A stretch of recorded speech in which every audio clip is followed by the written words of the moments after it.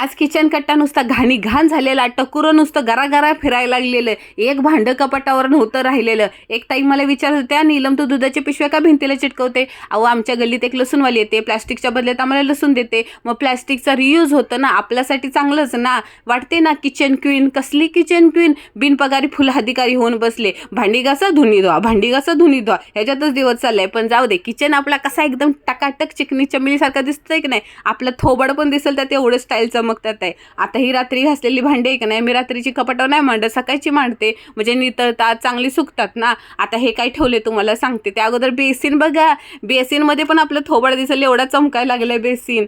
आता संध्याकाळचं आहे ना, मी रोज गरम पाणी पिते, पण त्याच्यामध्ये 1 चमचा बडीशेप आणि 1 चमचा ना ओवा टाकते. चांगलं खळखळ उकाळलं की नाही, मग असं काढून घ्यायचं. तसंच नरड्यात ओतायचं नाही. अहो भाजल ना तो, आणि परत तुमच्या आई माझ्या नावानं बोंबलत बसल नीलमनं सांगितलं म्हणून. अहो आपलं वजन कमी होतं म्हणून.